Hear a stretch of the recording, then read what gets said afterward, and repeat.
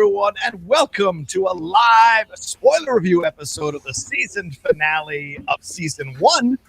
Now we can say, not series, season 1 of Loki from Disney Plus and Marvel Studios.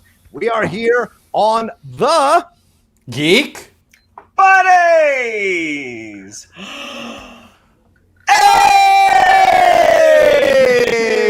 Back again. We have been every week breaking this whole season down, and oh mama, is there a lot to talk about on this episode. We are the 4 who remain, so we will be talking about it all throughout this episode. Thank you all so much for so many of us so many of you all joining us live already. So excited about that. We're going to get into every single thing that went on in that episode. You know how we do. We spoil the heck out of it, talking the Easter eggs, talking the references, and then speculating about where in the blue blazes we are going next with all these timelines that have branched out. Everything is possible and anything is possible now after this finale. But if you haven't seen the show, go and watch the episode and come on back, hit play, and hang out with us. This is one of your last 2 spoiler warnings. But let's introduce ourselves. I am the Outlaw John Rocha, writer, producer, and host here on the Outlaw Nation. Mikey? I am Michael Vogel, writer and producer of animated TV shows and movies. Jan? And this is Shannon McClung. I'm an animation writer and a television actor where you may have seen me in Brooklyn Nine-Nine, Silicon Valley, and Marvel's Agents of S.H.I.E.L.D. Hello. And joining us every week, as she does, gracing us with her presence and her intelligence and her knowledge and her ability to break all this stuff down, the great Emma Fyffe. How are you, Emma? I'm, in this universe, in this existence, I'm great. I can't tell you what's going on with all of my other variants and all of the various multiverses, but I like to think they're having a great day as well. I would love it if like 3 different variants of Emma just showed up on the screen next to her. That would just be brilliant. Absolutely brilliant. But yeah, we're going to go around the horn here and find out what everyone thought about this overall episode and maybe a little bit about the season as well, or maybe we'll do that at the end. But we'll talk. The floor is open and we'll go one by one through all of us, and then we'll jump into scene by scene. This episode will break it all down. And ladies and gentlemen, the Streamlabs and the Super Chats are open. So if you want to send in some Streamlabs and Super Chats to ask questions of us, we will read them on air. And the address is right above our heads there or right above my head there. And then it's also in the description of this video, and I will pin it to the chat. So let's go around the horn here. Michael, your thoughts. This episode for all time, always. I am so happy. I'm just happy. Like I can't, like there, for so many reasons, I'm happy. I am actually surprised. I'm not like, I'll say this back. I'm not surprised that this is a divisive episode. I was very kind of surprised at first. Like I got through this. I was so thrilled from top to bottom. I was like, holy shit, we're at a whole nother level of storytelling here. And then I started talking to some friends. I know a lot of people felt like it was too talky, or it wasn't what they wanted, or we didn't focus on Loki and Sylvie enough. And I did not feel that way at all about anything, and we will dive into the specifics of why I didn't feel that way. But I felt so satisfied, and also I feel like I didn't know that I was suffering from Mephisto PTSD post WandaVision, but I clearly was, because when those elevator doors opened, this rush of just like, yeah, it was like Elle Woods in Legally Blonde. Like I was just like, yes. It was great. I thought it was so fascinating. I think, after so many times, we've talked about this with Black Widow, we've talked about this with WandaVision, that Marvel does have a tendency that no matter what they do, their third act tends to be a giant special effects, epic action bonanza, which I personally don't hate.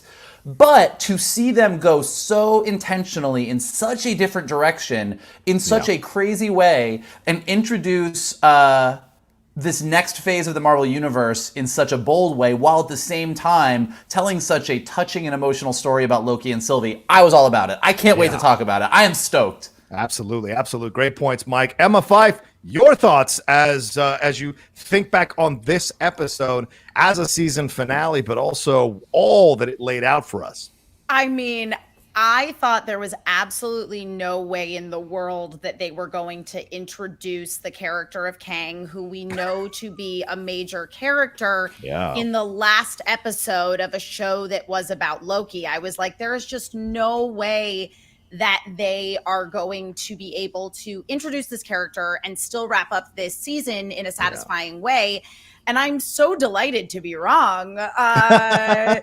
Holy moly, Jonathan Majors is I loved him already, but this was like another level for me. I just think that he's so talented. And I feel like I was one of the people that was not super disappointed about the lack of Mephisto in WandaVision. I was very glad that it was very much her story. And Agreed. I think that with Loki, though, it works super well. Yeah. I mean, they literally lay it out for you in, what is it, episode 2 or 3, whenever the first episode that Sylvie's introduced in, when she literally says to him, this isn't about you. Yeah. And it's not. And the whole exploration of the idea of the devil you know beats the devil you don't, and the balance of chaos and order, just I thought it was extremely well done. I fully respect people's criticisms that felt like it wasn't enough about Loki. All of that is 100% true, but for me, it really worked.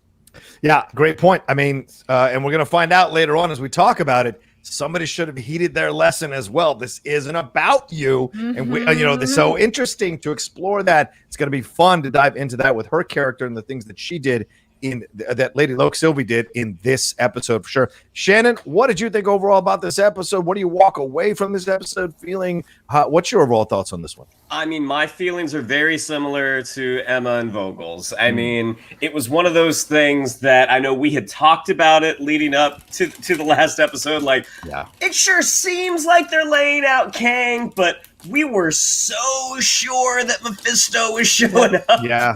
Well, so it was like, well, that's not. That's you were too. Okay. There were a couple of you who were really adamant. All right, revisionist history. I'm saying, go find. Okay. I gotta go dig up the files on Hayward Island and like read back the transcripts. I own Hayward Island. That's fair. I have a condo on Hayward Island. But yes, go ahead. Yes.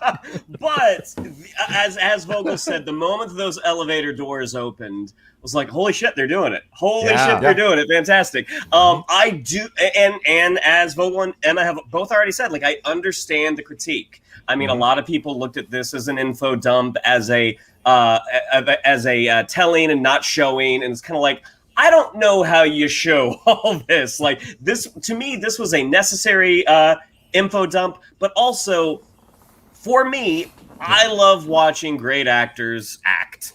And I feel like that's what this was. I mean, it's just watching, and it wasn't just Jonathan Majors. Jonathan Majors was amazing. Right. Just watching Loki and Sylvie, just watching the reactions of like, no, this can't be right. There was one thing I was disappointed in. We'll get to that later. It was something we didn't get. I'm hoping maybe we'll get it in season 2, though. But overall, I thought it was fantastic. They totally stuck the landing. Yeah. So here's what I'll say. I loved it. I watched it again just for the third time, just before we started this show, because I just wanted to let it sink in. I wanted to marinate. You know, our friend Mark Sloan, very adamant, sent me 45 texts last night about how upset he was about all the talkie at the end of this thing. But I had no problem with it. Like you all, I loved it because Jonathan Majors' character is so vibrant, so unique, so different, so what you're not used to seeing on screen when it comes to a character like this. I mean, we were so used to, I will control and kill the galaxy. And we're used to all of this. Jonathan Majors is it's a nerd who has taken over the world or the galaxy. And so he's going to have unusual characteristics, unusual approaches, very funny, weird moments of explosion in terms of emotion and all of this. So I loved it. I thought it was a blast. And I really enjoyed that we got to slow down and kind of explore what was being talked about, what was being laid out here, and where we might be going. And all these different He Who Remains or Kangs or variants, all of this is going to blow the minds of everybody going into the next phase of the MCU. And there was also enough time to build character work, more character work with Loki, more time to build character work with Sylvie, and more time to build their relationship up to that moment, that kiss. So, I mean, so much working here, and then Mobius, and then finding out more about Ravona. All of this was perfect to lay out. And, of course, when that stamp happens that there's a season 2, that lets you know they were laying the groundwork, just like any good season 1 finale does, get you hooked enough to come on back for season 2. So very, very smart the way they did this thing. But of course, we take your complaints, we take your concerns. If you got those, send them in on Streamlabs and Super Chats as we go through this conversation for sure. And thank you right off the bat to Ray Dominguez III for dropping in a little bit of support on the Super Chat. Thank you very much. All right, any final words before we start? Well, I did want to say one thing just on the Jonathan Majors and on the talkie of it all, because obviously that's, we'll continue to talk about it, but just right off the top, I want to say what I found so fascinating about this, and we'll get into specifics when we get there, but when you write a scene like this, like any scene like this is about power. Any scene with any character is like who has the power in the scene and who doesn't. Right. And what we're used to in superhero movies is power equals strength. Like Thanos is the ultimate example of that. Thanos is huge. He's imposing. He's a badass. He's got an entire armada. So when he comes in, say at the beginning of Infinity War, the way that he shows power is, right off the bat, he fucking kicks the shit out of the Hulk. So like power is very physical. And I think that like that is what we are accustomed to. What I found honestly gripping in this episode is that Loki and Sylvie, who are basically two Asgardian alien gods who live thousands of years and are pretty powerful in the realm of Marvel Universe, like who's powerful, who's not, go into a room with someone who is so much more knowledgeable, so much ahead of the game, has so much future technology, has so much everything at his disposal that there's no need to fight. They are literally not a threat to him. He is that much more powerful. This is a guy who, as amazing and quirky and weird as he is, this is a guy that wouldn't give a shit if Thanos was in the room. The Infinity Gauntlets in the first episode are already shown to be nothing. Like this, he's so powerful that even though nothing is happening, watching them all stand there and talk, to me, and I totally hear you if it wasn't your cup of tea, to me was actually gripping.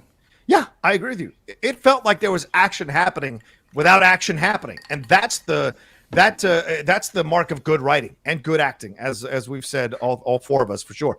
All right, let's get into it. And remember, keep sending in your Streamlabs Super Chats as we go along. We've got a cat visiting us as well, which is great. I love it. Got a lot of opinions about Jonathan Majors' performance. I dig it. He loved it. All right, this one is called For All Time Always. Writers Michael Waldron, Eric Martin, Bisha K. Ali, and of course the director Kate Herron doing a fantastic job here. We start with a new debut for a new Marvel opening motion logo with audio clips from all the movies from the previous 3 phases and some of the TV shows that we've already experienced. And it starts in the first few seconds with an audio of the song It's Been a Long, Long Time, which is the song that Steve and Peggy danced to, or Agent Carter danced to at the end of Endgame. Then we go into a quick montage of audio clips from our real lives mixed into Marvel clips. So it creates almost like a huge main timeline in the middle of space. We hear Neil Armstrong, we hear Nelson Mandela, we hear all these people mixed in with our own Marvel characters speaking their lines from the movies. Then we cut to Sylvie and Loki outside the castle on a floating piece of rock in space. They walked up to the front door of it. Then they have an exchange about how to go through it. You can tell Sylvie's kind of the moment is big here, and she has taken just a second, and she says, give me a moment. I don't know what I'm going to do. She has a back and forth with Loki to kind of process what she wants to do in this situation. And before she can make a move, the door opens on its own. They walk in to a main lobby of sorts, and then bang! I had a jump scare. I literally jumped out of my chair because Miss Minute showed up. She says, hey! And I was like, and just jumped out of the chair. She shows up. She welcomes them to the Citadel at the end of time. Now, the Citadel at the end of time is taken from Thor issue number 245, when Thor, Jane, and the other Asgardians traveled there. And we'll get into the names of He Who Remains and all that, how that factors in. But Miss Minutes is said to live in the Citadel herself. So that fits for what we got in the comics. She congratulates them, commiserates with them on their awfully long journey. She says he's impressed. He who remains. He created all and he controls all. At the end, he is all that remains. And then Miss Minutes pitches them a deal, something we haven't seen her do yet. And she pitches them a deal. And she says the TVA will continue. And then Loki and Sylvie can have the life they always wanted. Loki, you get the chance to beat the Avengers in New York and kill Thanos and get the Infinity Gauntlet and have the throne of Asgard, be the king of Asgard. Sylvie, you get to wake up tomorrow with a lifetime full of happy memories. 2 Lokis in the same place, together on the timeline. She says he can make it happen. Sylvie's emotional, says it's fiction. Loki says we write our own destinies now. And Miss Minutes, ever the one to get the last shot in, says, oh, sure you do. Good luck with that. And then spins on out of there. Mikey, what a start. Talk to me. First of all, if I ever get married, that song is going to be the song that I dance to. That song hits me right in the feels, and when that started, I just had like I had a reaction. Like I was like, oh. And then I mean, like, just what a way to open this thing up. I mean, it really. I know that like technically, Spider-Man Far From Home closed out Phase 3, and that all of these shows have been part of Phase 4, and Black Widow is part of Phase 4. But to me, this felt like the ultimate moment. Like this was like, this is the timeline that we know. And they kind of took us along, and by mixing in the real life people like Greta Thunberg, Neil Armstrong, like you said, along with like, Loki saying we have a Hulk, and Ant-Man, and Hank Pym, and just every little bit of it, it felt like this was hey, this is your last chance to see it the way it was, or to hear it the way it was, because nothing is ever going to be the same. Like, it was just a great way. And then for that to sort of transition into that shot of space and everything, and kind of take us, and to see that timeline, to see like sort of what we've been looking at on all the TVA monitors, but to see it like fully come to life, like it was just a great way to be like, oh, here we go. Sylvie and Loki outside I thought was great. I think it was really important to show that Sylvie's really nervous right now, because I don't know if anybody's picked up on this, but a Loki's glorious purpose, kind of a big deal in this series. And we all know that our Loki, our main Loki, his glorious purpose has always been to rule, to always have a throne. Sylvie, from the moment we've met her, and she kind of references this later as well, her glorious purpose is this. Like, she's been on the run her entire life, and she is now at the threshold of getting everything that she thinks she wants. And having this moment kind of shows you how big it is for her, which I think really is important to what happens later on. I will agree with Johnny. I never knew that the words "Hey y'all" could sound so goddamn creepy, but holy shit, that little clock, boo. She is real something else. I love the offer, because again, this sort of gets everything off the table. Everything that our Loki has ever wanted, everything that Sylvie has ever wanted, is literally handed to them on a platter. It's like, hey guys, everything that you could have ever dreamed in your life is yours, just take it. And they don't. And I think that's like, it's sort of kind of getting you to the point where, again, just like I was saying about the beginning with the opening logo, like these characters are stepping out beyond anything we've ever known them to want. All their motivations are now moot, and we're in kind of new territory. Yeah, and Emma, we have that moment. I mean, I think all of us have had that moment before we're about to walk out on a stage or host a show or do a presentation, right? You've been working towards this moment, and you can see Sylvie have this kind of hesitation, this person who had been very confident to what she wanted to go, where she was going. Every movement she made, she had reasons for it and genuine purpose for it. And in this moment, she hesitates a little bit before she walks through the door, because this is the culmination of everything she has worked towards. And then all this happens. And even in that moment when she gets offered stuff, she doesn't believe it, which is, of course, laying the groundwork of how she's not going to believe what's being told to her throughout this whole episode. What did you think about this beginning? Well, I think in terms of her hesitation, there is, as you say, a big level of realism to it when you are building up to something for so long, because once you achieve the thing, what's next?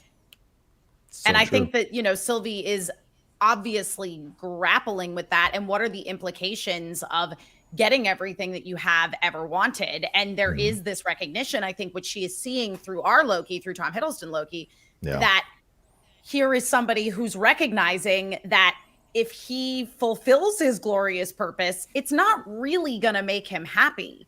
He had that moment in the previous episode where he literally said, and then I'll finally be happy. And like, he said it sarcastically, he didn't mean it. And that is so telling of where he ends up going in this episode, of somebody that was so single-minded, who's now serving as a foil to somebody who is still incredibly single-minded in Sylvie. And so the fact that Loki in this moment with Miss Minutes is like, no, I'm not going to take it, it really like checks out because of that character's journey. You know, if she had offered that to the Loki who we have in the first Avengers film, where he is up against the Avengers and he's trying to kill the Avengers in New York, that Loki would have absolutely taken the deal. But he's had such a character arc throughout this series that it felt very gratifying. And also it is that idea of, if somebody were to come to you and say, I'm going to offer you everything that you've ever wanted, you see them both go, well, you certainly see Tom Hiddleston, Loki, have the moment of, at what cost? And I think that Sylvie, it's the same thing of like, oh, if I do take this, I don't get to achieve what I have set out to achieve, which is to take revenge on the Timekeepers and to destroy the TVA, which I'm now on the precipice of being able to do.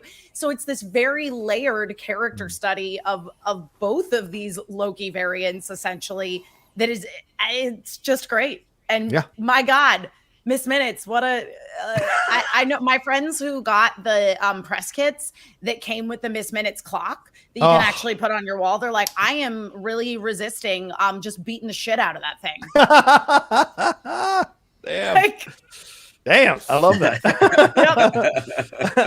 All right, Shannon. I mean, I think Emma brings up some really excellent points of the process in the mind of Sylvie. And isn't it always the night before you're going to go do that presentation, some old friend comes into town and wants you to go out drinking? You have to resist this so that you can go and do this thing. So in this moment, the deal is being offered. They don't take it. But I think Emma makes a great point. They're both coming at from two different angles. Even Sylvie says before they walk through the door, when Loki's trying to give her advice, you know, I was pruned before you were even born. So just don't even try to come a step to me. So two different mentalities going into this. What do you think about this opening, man? I mean, I thought, the visual depiction of the sacred timeline with this citadel, literally this rundown citadel, literally sitting in the middle of it. I thought, just from a production standpoint, I'm like, this is gorgeous. And this is, again, I'm not a Doctor Who viewer, so I don't know if this is something that has been played with before. But looking at that, I'm like, God, I've never seen it this way. Like, this is just incredibly gorgeous. And we've talked a lot throughout the season about the incredible performances, but one we haven't really talked about that much is Tara Strong.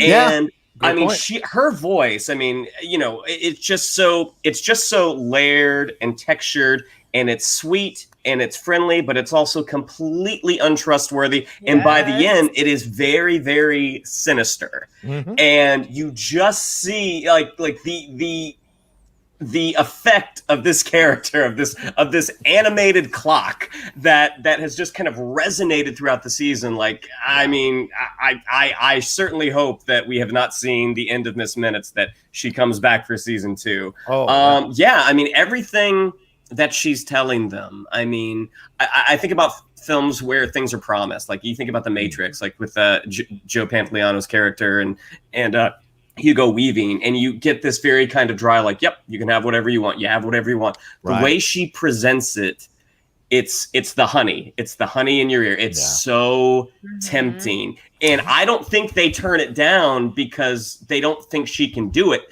I mean, I think they don't believe her. Like, no, this is a trick. We are not going to be vulnerable in this moment. Yeah. Why would they believe it, right? Why would they? I wouldn't, for God's sakes. And just real quick, here are the people that you hear from our world: philosopher Alan Watts, Neil Armstrong, Greta Thunberg, Malala Yousafzai, Nelson Mandela, former Liberian President Ellen Johnson Sirleaf, and Maya Angelou. So you can go back and kind of mix all that in. And when you're listening to that opening, you can hear those real world people. And Neil Armstrong is in here as well. And you might glimpse a Quinjet that Natasha, Clint, and the others were on during Avengers Endgame. They're in space as they're cycling through that. So just a little thing to look out for. Yeah. I think that Alan Watts, particularly the philosopher, he's a philosopher, like you said, but he talked a lot about time and the nature of time. And I think what he says in the piece at the beginning is, we think of time as a one-way motion. And kind of what that's referencing is the idea that we always assume time works the way that we perceive time, which is something happens and then that leads to something else. And he basically did an entire talk where he said that, like, time just exists, like past, present, future. We're experiencing it a little bit at a time, but it all happened. It did happen. It will happen. It's all actually existing at the same time, which, as we're looking at this giant loop that is the past, present, and future all happening at once, pretty apt quote. Yeah, and as Hootie and the Blowfish would say, time. Can you teach me about tomorrow? That's what we want to find out exactly. as well as we go along. Yes, the great philosophers. The great philosophers. Hootie and the Blowfish. All right, who had Hootie and the Blowfish on their bingo card? 25 minutes in. I like to throw a few things in. All right, anyway, we're off to the TVA. Ravona is going through some huge case folders and downloading files on her temp pad there. We're not sure what she's looking for. Or at least I'm not sure what she's looking for. Then she sees the cup ring there and immediately thinks of Mobius. There are these moments where you're not sure what to think about Ravona, and we're going to get so much more with her throughout this episode. But here, she still feels that pang of sadness that Mobius is gone, that she had to prune Mobius. And I think her looking at that cup ring is encapsulating that. Then Miss Minutes shows up again to scare the shit out of us to download the files for Ravona. She says, let me get on it. I had to take care of some things, which sounded, as Shannon said, really sinister. Then she says, Ravona looks at the files after Miss Minutes gives them to her. And she says, well, these aren't the files I asked for. But she says, he thinks these are the files that would be more useful to you. And she says, who? And then she goes, Ravona says, who? And Miss Minutes goes, happy reading. Gets on out of there. Then we go back to the Citadel. Now, Loki and Sylvie walk as Loki begins to try to process what is happening. But Sylvie is intent on killing whoever he is because of her calling He Who Remains. She says, not for long. They walk into another room with 3 timekeeper statues, and 1 is destroyed on the ground. This could possibly be a reference to a 4th timekeeper. There were 4 timekeepers in the Marvel Comics. The 4th one is the Oracle of Siwa, who was banished to ancient Egypt, but that's just, throwing it out there as a possibility. Suddenly, a door opens, and I almost heard Mike Vogel scream from 2.5 hours away.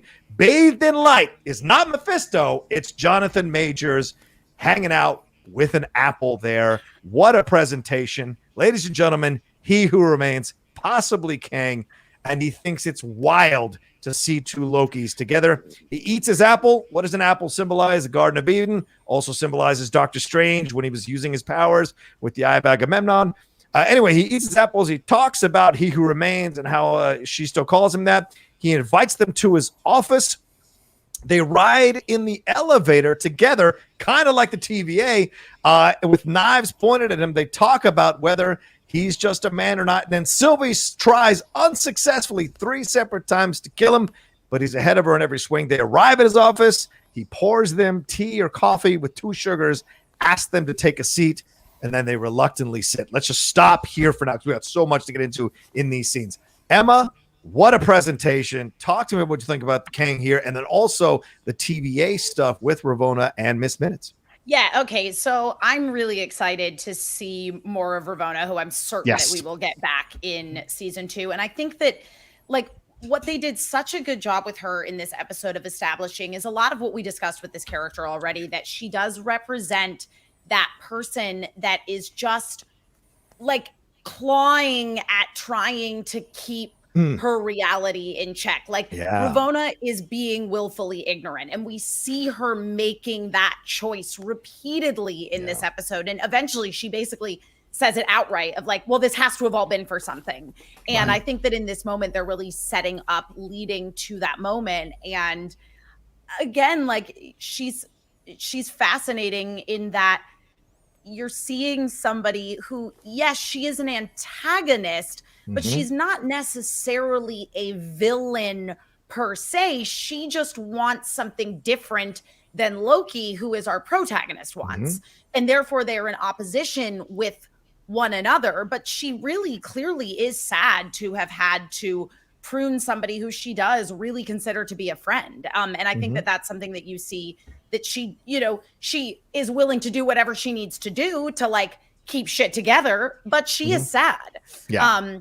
And so I loved that. And again, the whole relationship between her and Miss Minutes is fascinating because, again, Miss Minutes is leading her towards something. Yeah. Leading her towards something. With He Who Remains. Yeah. Yes, exactly. Right, but she clearly does not have a relationship with that character, or if she does, it is a very different relationship than Ms. Minutes has with He Who Remains. Right. Now, when those elevator doors open, I did not think that they were going to do it. And they opened the doors, and I literally said out loud, holy shit, it is Jonathan Majors. Like they're going there. Yeah. Your cat was like, yeah, bitch. Yeah, it is. Like, I loved him in Lovecraft Country. It's the boy. Yeah, I was so not expecting it. Yeah. And the way that they handled it, it was so understated, and he was just there hanging out, doing his thing. So much confidence, and in a lot of ways I think the embodiment of what Loki previously wanted to be. This all-knowing, very calm, in control. I love a villain who thinks that they're smarter than everyone.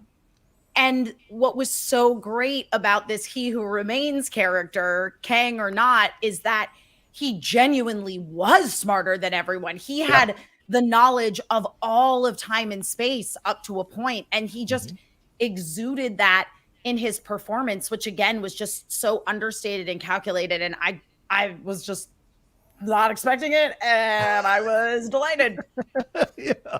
I didn't, and let me be very clear, I did not think that I wanted this character to be introduced, but because of how well written this show was, I was along for the ride. That's how I felt about all of Loki. Is I've been like, I don't know where this is going, and I'm just here for it. I'm gonna go along with the ride, and kudos to the team that put this show together. Yeah, I mean, as soon as you showed up, I remember sitting back in my chair and going, "All right, here we go. Let's see what we got." And I do want to apologize to people in the chat. It's Agamotto. I apologize. I was thinking about something from the history, a Greek history, I think. Brian Cox. Brian Cox played him in Troy. You know what? I'm sorry. I wasn't going to say anything. I'm really sorry. I got that wrong. I was going to let you have it. Well, the chat wasn't. They were letting me have it. That's for sure. He's actually Agamotto. All right, I get it. All right. Shannon, talk to me about this whole thing with Jonathan Majors. What a president! What a way to introduce yourself. You talk about Lovecraft Country. Talk about Last Black Man in San Francisco. Talk about all this. Talk about him in Defy Bloods. He's done unusual, like Lakeith Stanfield. These two guys, just completely unusual actors with unusual rhythms to their acting, and they're just such an incredible amount of talent going on there. What did you think about the presentation? What did you think about the TVA as well with Ravona? Well, I mean, I like that you brought up the Last Black Man in San Francisco because as soon as he gets a little runway to start talking, I'm like, oh, I'm getting like serious Montgomery Allen vibes right now from Last Black Man in San Francisco. It's interesting as Loki and Sylvie are walking down that hallway, and all we've heard is he. Right. The color scheme was the blue and purple, and I'm like, no. Right. I mean.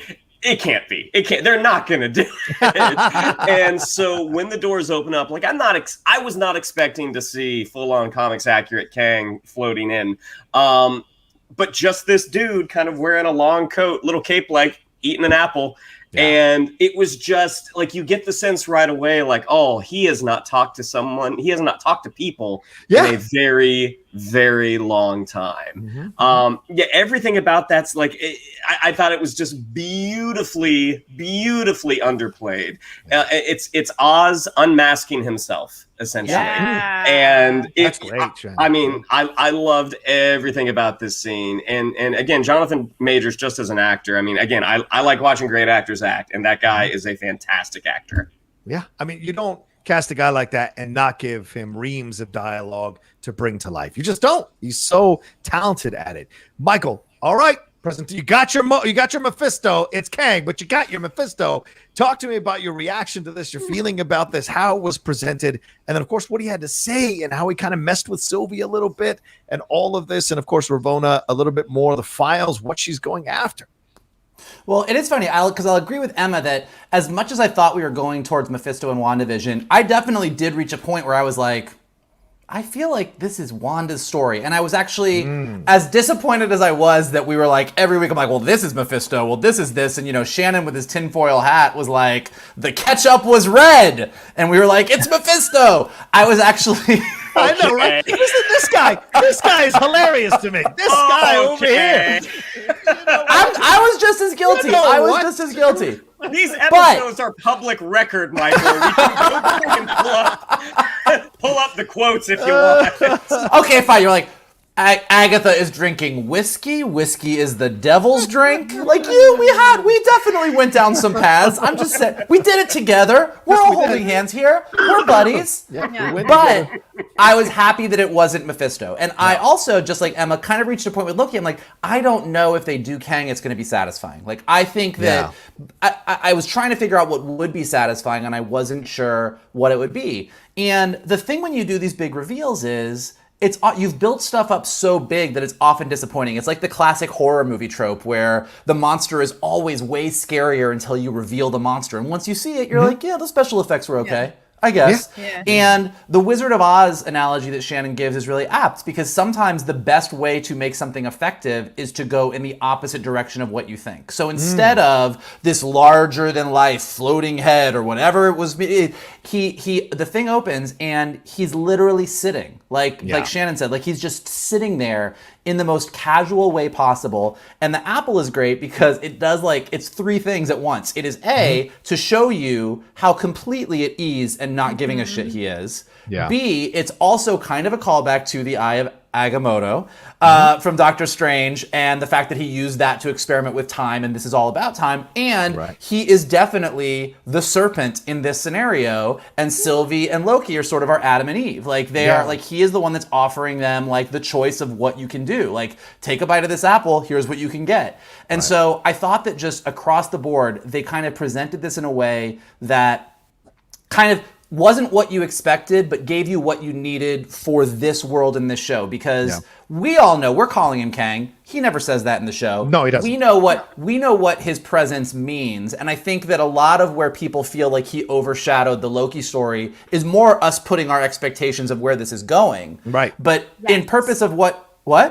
Oh, yeah, no, I just wanted to say that, so I want to credit Scott Mendelsohn with saying this from Forbes. Like, he basically, he had a really apt tweet, I thought, where he said, you know, I think that a lot of the disappointment that people maybe feel with the Loki finale are the people that are deeply entrenched in Marvel lore, who feel like, oh, they're just setting up for what's to come down the line, and this wasn't about Loki, et cetera, et cetera. He's like, but for me, and I think that, you know, if you look at it from a standpoint of this is a show about Loki, like this was a good season finale to the Loki show. You know what I mean? Like, exactly. And I think that was a really interesting observation.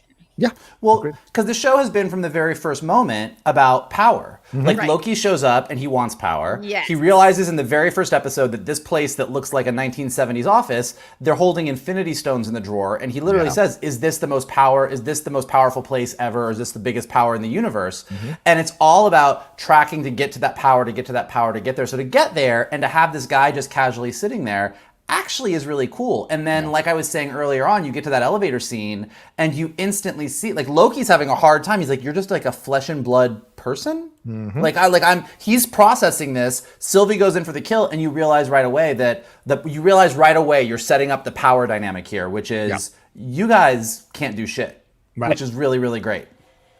I'm so beyond what you are thinking in your minds. It's so beyond what you can even conceive of in for so many reasons, right? Exactly.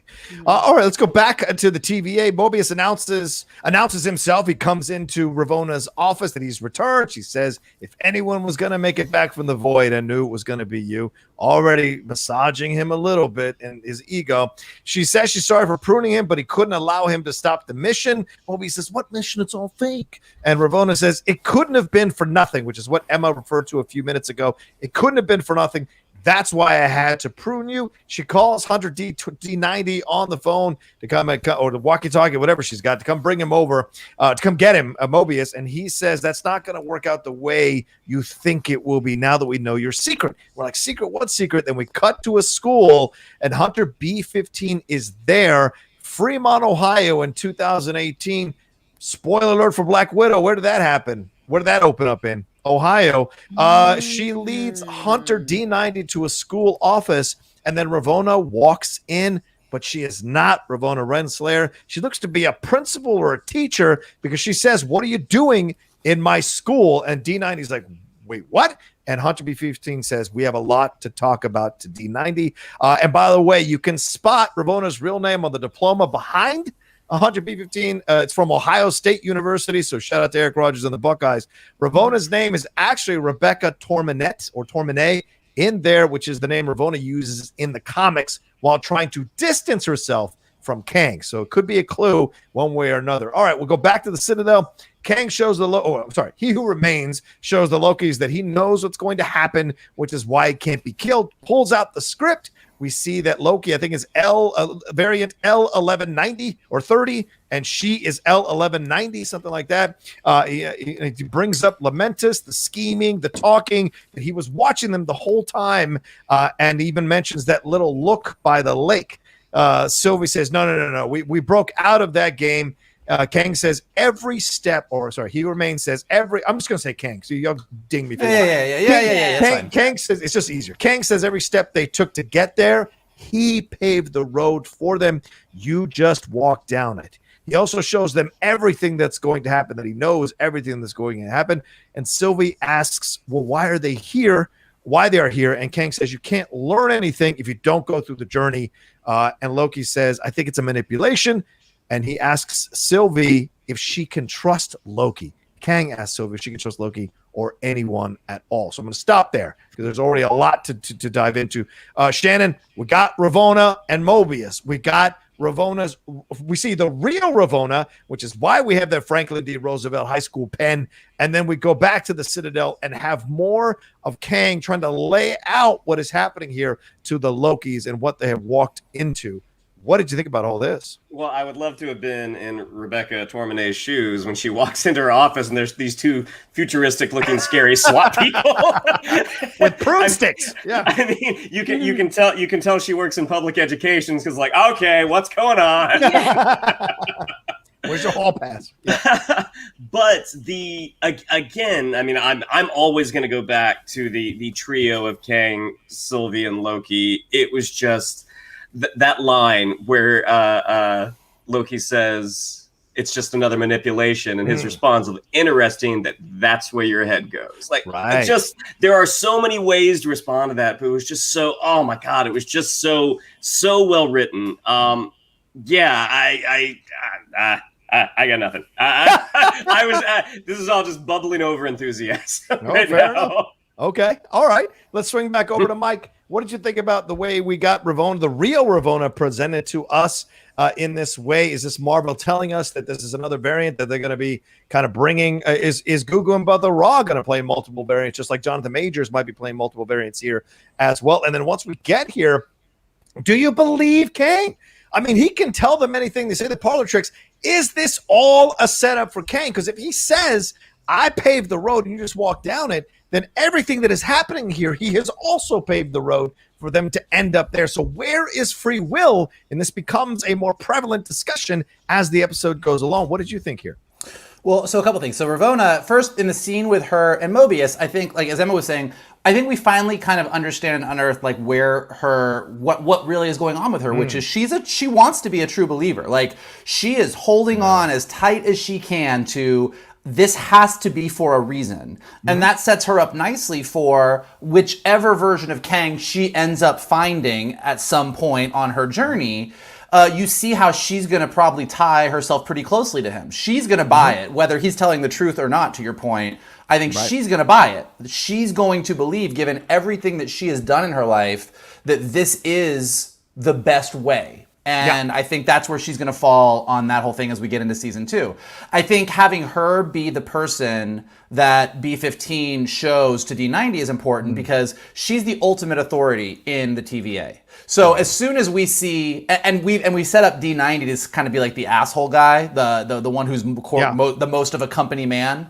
And so having him see her and realize that she's a variant kind of just does a little bit of shorthand for us. We accept the fact that everyone in the TVA is going to be like, fuck, it's a lie. We don't have to see some big speech with all the TVA people. That scene kind of serves to be like, all right, the TVA knows what's really going on, which I think is a really kind of easy, effective way to do it. As far as Kang, I'm kind of with Shannon, just like, you could just literally quote every single thing that was said and be like, that was awesome. But I really do love Loki. The moment when Loki, and you said it, you already said the lines, but when Loki tries to sort of regain control. Yes. He sits there and he's like, you don't understand. You've lost. We found you. And just his Jonathan, like, okay, let's just get this out of the way right now. I know everything that happened. I know all this stuff. And whether he is lying about what's going to happen with the multiverse, all the other Kangs, he's clearly not lying that he knew everything that happened. Like like by pointing out all the talks they had, the little look they shared under the blanket, like pointing those out means he did know. He was watching. Yeah. When they got pruned, they might have been out of the TVA's sight, but they were certainly not out of his. The other thing my brother and I were talking about, because like when he does sort of kind of like point out to Sylvie, he's like, how do you think I'm dodging you? Like, I know. And she's like, well, you just know because it's in the temp pad. And he said, yeah, but how is all of this already programmed in the temp pad? And it was only in that moment that I realized that the way these temp pads work is that every person at the TVA has something that's just every moment is programmed in. So whenever Loki tries to escape, they're like, yep, we already knew that. Like, I was like, oh, that's how they work. That's really interesting. So yeah, I thought it was all just really, really great. And then him sort of really setting up with Sylvie. I mean, this is the crux of it all, is him kind of saying, ooh, Sylvie, can you trust him? Can you do this? He's getting right to the point that we have two characters whose flaws do not work together. We have one character who cannot trust anybody, and one character that is inherently, we have learned over 23 movies, cannot be trusted. And these two are trying to make something happen. It's fucking fascinating to me. Yeah, Emma, it feels to me, as I watched it a third time and we come to this moment, that he is setting this whole thing up. It seems to me like Kang knows that he wants the multiverse war, the multiversal war to come back. It's time for it to come back. And so these two Lokis coming in, saying he laid the groundwork, saying he's in, and offering them the deal. He knew they turned down the deal, and then immediately starts to sow dissent between them, saying, do you really think you can trust Loki? Which becomes a prevalent thing after this moment throughout the episode and leads to her stabbing him. But yeah, what do you think about this whole thing here? Well, as Mike points out, he's had eyes on them the whole time, even in the places where the TVA could not keep tabs on them. Yeah. Kang still knew what was happening. I really do believe that whether or not he actually like laid the groundwork and they didn't have any free will and they just did everything that he wanted to do, I don't know that I fully believe that, but I do fully believe that he does know everything that has happened, that will happen up to a certain point, and he can't see. I do think that when they get to the point where they cross the threshold, which we'll get into more later, that he really didn't know what was going to happen beyond that point. But I do think that he knew, based on his understanding of who these Lokis are, particularly Sylvie, who was so singularly focused on destroying the TVA, that he knew that if he allowed them to get to that point, that they would, then they would destroy him and the multiversal war would happen. Right. Good point. I like this from Kat. She says, this is some of the best Doctor Who in years. Yeah, I agree with you. I agree. 1,000%. Totally some of the best Doctor Who in years. Yeah, I mean, that's the thing that's been so great about it is I think that Loki, and I mean, if I'm the BBC, I'm looking at Kate Herron to direct Doctor Who after this for sure. But I think that is one of the things that is what's so brilliantly done, is that in terms of the things that they explore thematically in Doctor Who, they're exploring them in such an interesting way. And Loki, that whole idea of free will and humanity, and is this a fixed point in time? Can these things be changed? If they can be, should they be? Is that going to ruin everything? So it's just really well done. I agree. And also the BBC should be reaching out to Disney Plus to get some of that money to do this as well, to make it look that good. Yes.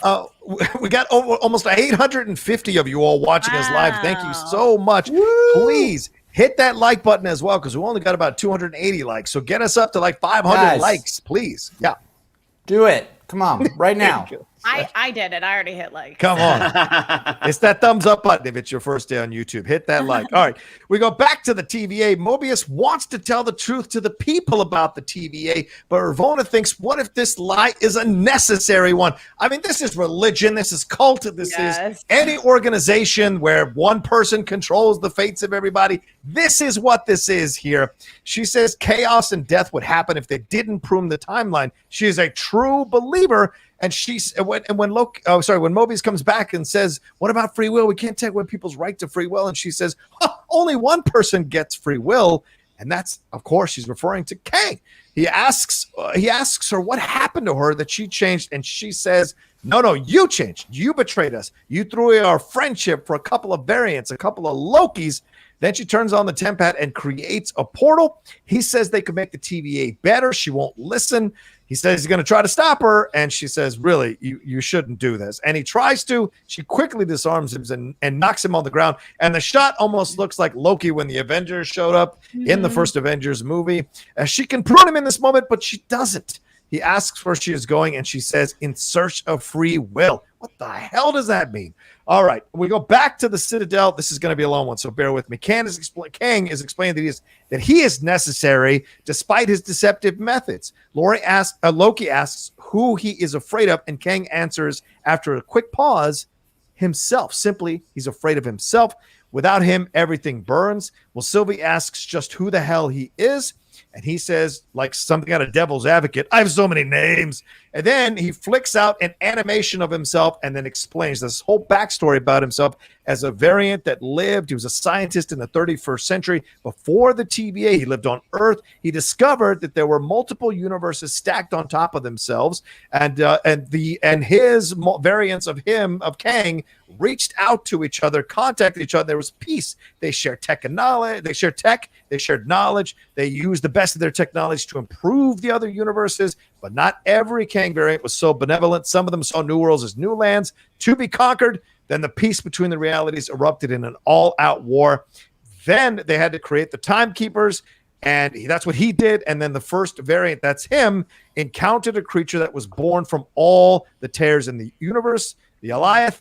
He harnessed the beast's power and started experimenting on it. He weaponized Alioth, and he angrily states that he ended the multiversal war. And once he isolated their timeline, he just managed the flow of time and prevented any other timelines. Hence the TVA, timekeepers and ages of harmony. And he says, as Michael pointed out here about the serpent and the apple, you came to kill the devil, right?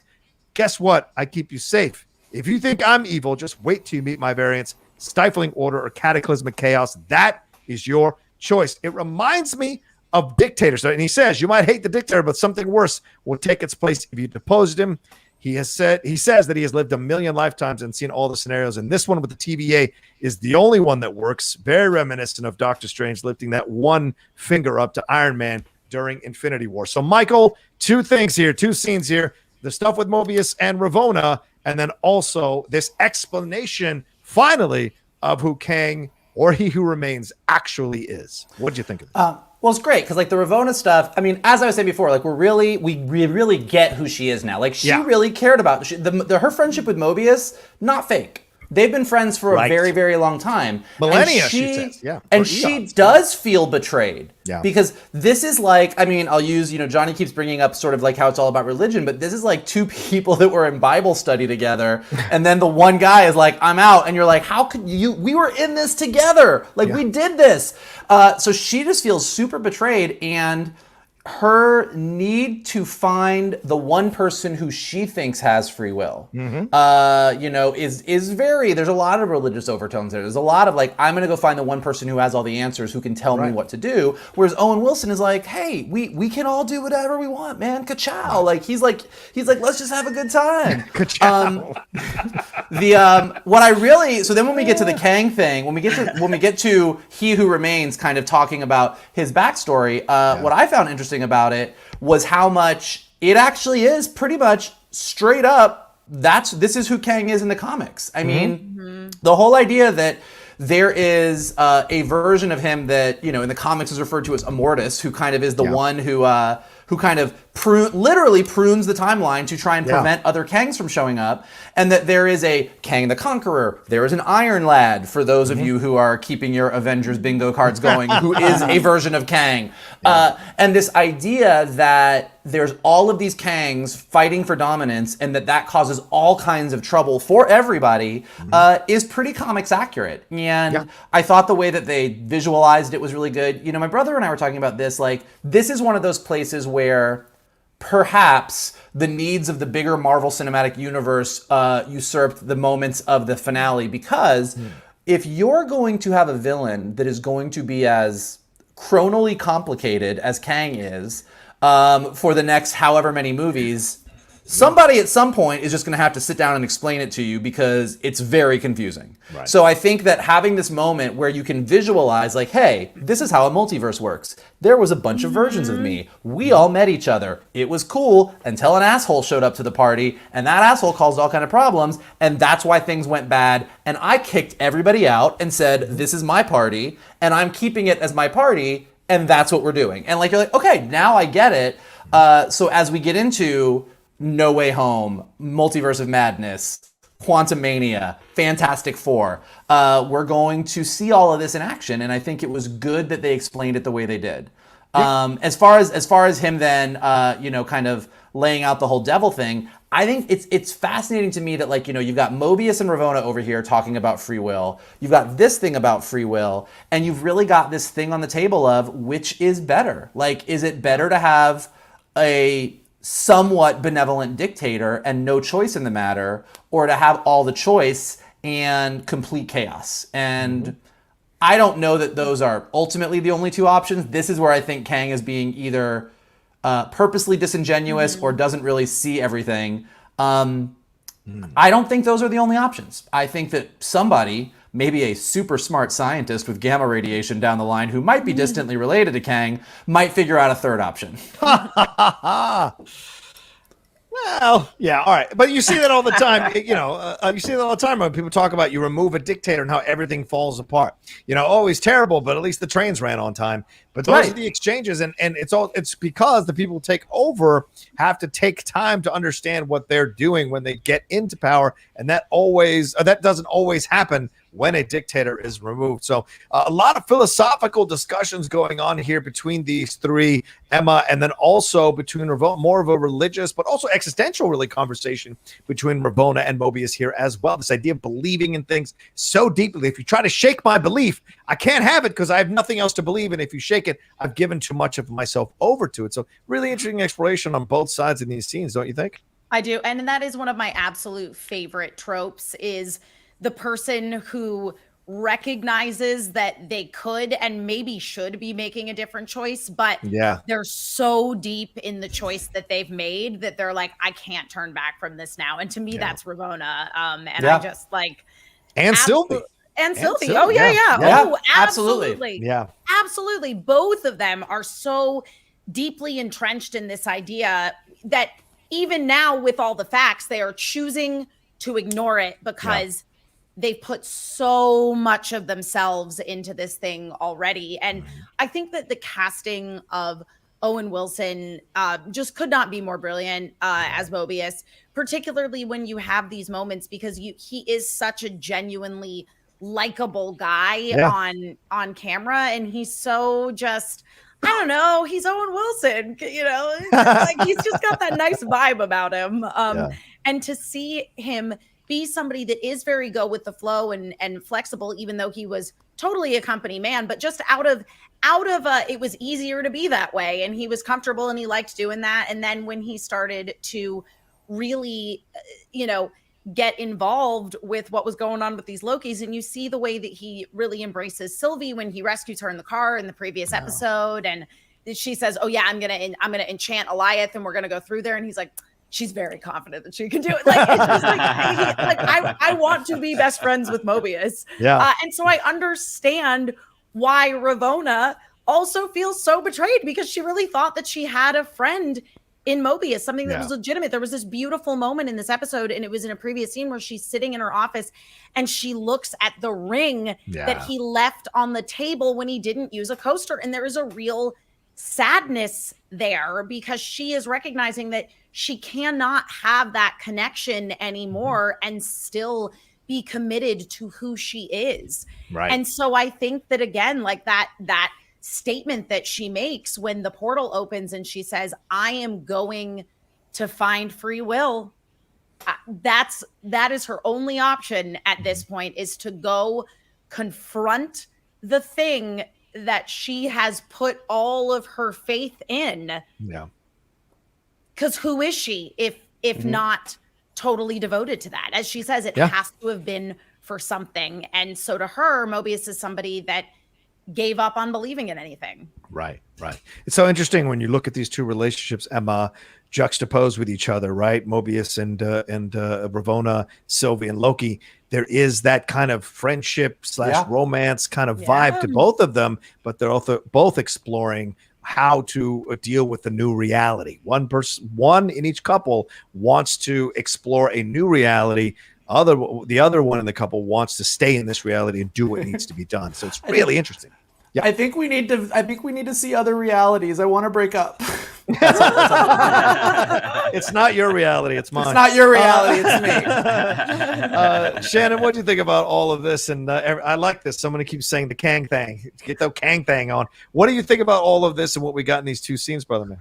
So with Ravona and Mobius, this is the one critique I have, and I know tonally it would not have worked, but I feel like Mobius should have flew in on a jet ski at that point, knocked down the door. I know physically it's probably not possible, but it's like, okay, if there was a moment, it's this moment. Like, that's really when we should have seen the jet ski.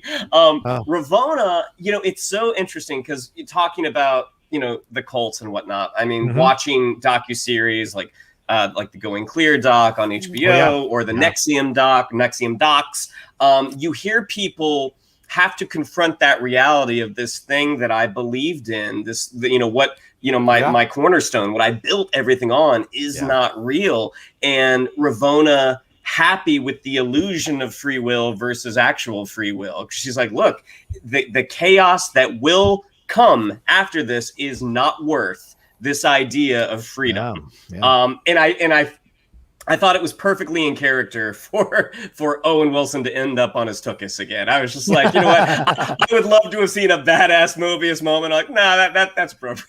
She's the Renslayer, man. Yeah, I mean, he gets knocked back on his butt.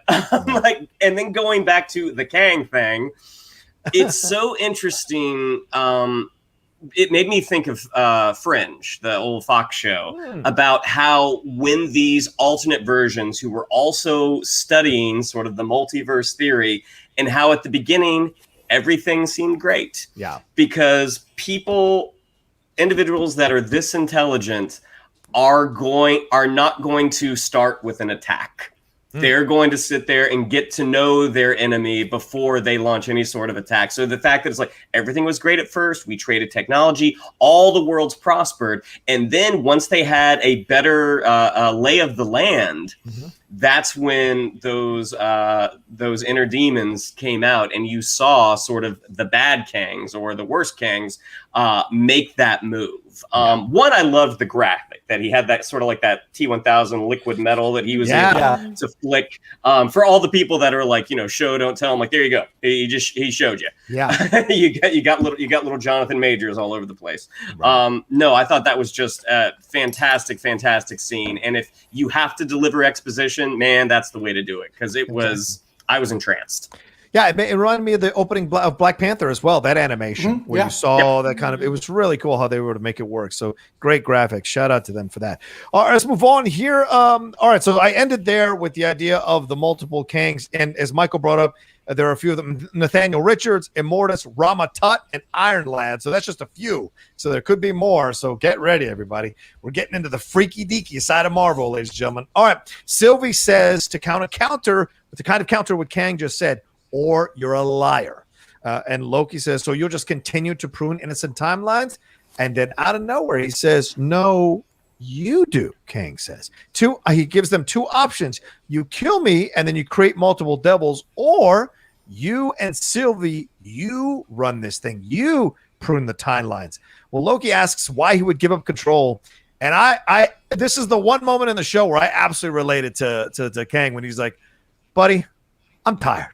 I'm just tired, and I am older than I look, and this is a game for the young and the hungry. This is how I feel about the Schmodown now. And he said it's not personal. And he said about these things that he did, the pruning of the timelines, it was practical, and Sylvie shoots back very forcefully. It was personal to me. And then he yells at her, grow up, which is a rare moment of explosion of emotion from Kang.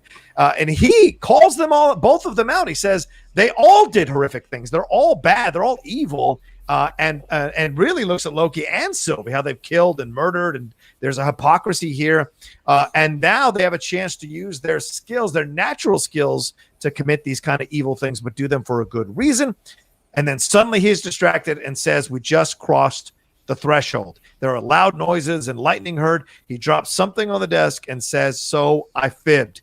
He says he lied, that he knew what was going to happen, but that was up until about 6 seconds ago. And as we see, and then we see the sacred timeline start to branch off, he says he has no idea what is going to happen. Loki asks if that's it. This is what happens at the end of time. And now you're going to sit there with all that freedom and let us decide your fate. And he asks, of course, what's the worst that can happen? You take over or kill me, start a multiversal war, and I end up right back here anyways. And Sylvie doesn't believe him, thinks it's a manipulation. He says that that it isn't, takes off his wristband. He says he doesn't know what's going to happen, but he takes off his wristband and he pushes it towards the edge of the desk. I wonder who's going to use that wristband at the edge of the desk in just a little bit. He says all this honesty feels like a fresh start, and after a beat, Sylvie jumps up and tries to kill him, and Loki stops her. They fight each other, debate whether they should kill him. Loki believes him. Sylvie doesn't. Remove the dictator. What fills the void? She thinks that he wants the throne. She accuses him, Loki, of wanting the throne. He says no. She doesn't believe him. She's not hearing him. And now she asks if this was all a big con. He says it's bigger than us. Why aren't we seeing this the same way? Sylvie asks. Because you can't trust, and I can't be trusted. And then they get into another battle here with their swords and their power. He's saying that the cost of this is too great if they're wrong and kill him. And just as she's about to strike, because Sylvie has disappeared him. Just as she's about to strike Kang, he reappears with his blade at her blade at his neck. She's very emotional in this moment, just kind of really caught up in what she wanted to do. He politely asks her to stop. He says, I've been where you are. I felt what you feel. All I know is I don't want to hurt you, and I don't want a throne. I just want you to be okay. And then they kiss. Woo, mamas. But then Sylvie stops the kiss and says, but I'm not you, grabs that thing off the desk, shoots him through a time portal. And let's stop here. Whoa, no, let's not stop it. She very dramatically kills him. He says, see you soon, and winks. And it seems like she realizes what she's done and collapses to the ground. We pan up past Kang and see all these branches appearing on the main timeline. Wow. I think I'm going to Shannon next on this one, right? Is that correct? Shen, talk to me. I don't know what else I can add. Like, it was just so, again, so incredibly well done. But you see just in Sylvie's eyes, you see that she is not going to stop. It's what B15 said to Ravona the episode before. Like, you want this. She needs this. Mm-hmm. And like, it's never more apparent than when she is close to killing Loki. because she wants Kang's, she wants his blood, like she wants him gone. And the character development that has happened with Loki in 6 episodes is so incredible, because the moment where she starts accusing him, like, you want the throne, it's like, no, he doesn't. Look at him. This guy is being 100% honest, which he has never done before. And the first time he does do it, it doesn't work out. Yeah. So to watch, I mean, the kiss, it's funny because I know a lot of people are like, isn't that kind of incest? I'm like, well, not really. No, they're not siblings. Right. It kind of reminds me of you being in love with yourself. Yeah. Hey, RuPaul says it every week. If you can't love yourself, how in the hell are you going to love somebody else? Can I get an amen up in her? I mean, it's Austin Powers, The Spy Who Shagged Me, young number 2 and old number 2. It's the 2 Kirks in Star Trek 6. It's the 2 Kirks. Must have been your lifelong ambition. Yeah. But again, the acting of Jonathan Majors, which, audio, like special effects, audio effects, that all gets added afterwards. And so that moment that you hear the thunder and you see the change on his face. Yeah. That is literally someone off camera doing that. Yep. And the way he is able to just manifest this fear mixed with uncertainty. I mean, it's just such an amazing performance. And like, the more we talk about it, the more frustrated I get when people say he was over the top and he wasn't good. I'm like, you are insane. That was such a brilliant performance. It's so stupid. I thought it was so understated. Yeah. I thought, okay, anyway, continue. That was it. People say he's all over the place, then they go and watch Joaquin and Joker and go, oh, that's a brilliant performance.